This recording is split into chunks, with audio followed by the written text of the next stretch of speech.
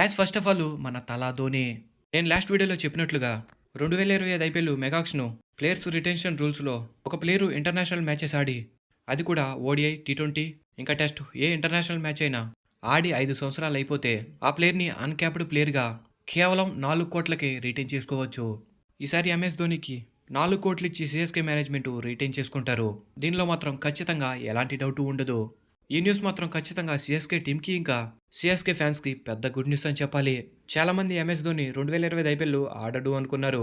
ఈ రూల్‌ని ఎప్పుడైతే పెట్టారో ఖచ్చితంగా ఎంఎస్ ధోని 2025 ఐపీఎల్ ఆడతాడు. మళ్ళీ ఇంకొక సంవత్సరం చెపక్‌లో ఎంఎస్ ధోనిని చూడబోతున్నాం. లాస్ట్ ఇయర్ ఐపీఎల్లే ధోనికి లాస్ట్ ఐపీఎల్ అనుకున్నాం. చాలామంది లాస్ట్ ఇయర్ ఐపీఎల్‌తోనే ఎంఎస్ ధోని రిటైర్ ఇస్తాడనుకున్నారు. 99% ఎంఎస్ ధోని 2025 ఐపీఎల్ అయితే ఆడతాడు. మేబీ ఈ రూల్ పెట్టింది ఎంఎస్ ధోని కోసమే అనుకుంటా. ఇంటర్నేషనల్ మ్యాచెస్ ఆడి 5 సంవత్సరాలు అయిపోయిన తర్వాత ఐపీఎల్ మ్యాచెస్ ఆడే ప్లేయర్స్ ఉంటారు కానీ తక్కువ.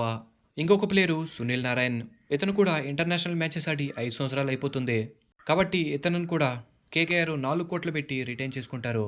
ఎంఎస్ ధోని 2025 ఐపీఎల్ ఆడడం మీకు ఎలా అనిపిస్తుంది అన్నది కామెంట్ బాక్స్లో కామెంట్ చేసి తెలపండి. వికెట్స్ వెనకాల ధోని ఉంటే ఆ కిక్కే వేరేలా ఉంటుంది.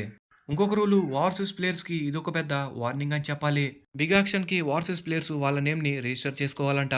లేదు చేసుకోకపోతే నెక్స్ట్ ఇయర్ ఐపీఎల్కి వాళ్ళు ఆడడానికి అవకాశం ఉండదంట.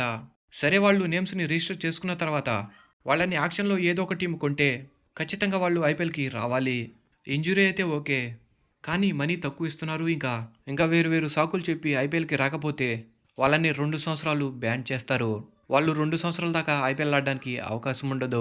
ఈ రూల్ మాత్రం నాకు పిచ్చిగా నచ్చేసింది.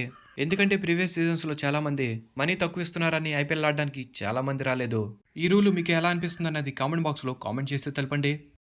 ఇంకో మ్యాటర్కి వచ్చేస్తే చాలామంది ఇంపాక్ట్ ప్లేయర్ రూల్ని తీసేస్తారు అంటున్నారు, కానీ ఈ రూల్ని తీసేయలేదు.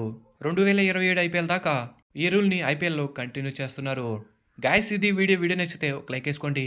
ఇలా అప్డేట్స్ అయితే మన ఛానల్లో కంటిన్యూగా వస్తూనే ఉంటాయి. కాబట్టి మన ఛానల్ని సబ్స్క్రైబ్ చేసుకుని బెల్ సింబల్ని ఆల్లో పెట్టుకుని ఉండండి. Thanks for the watch. Have a nice day.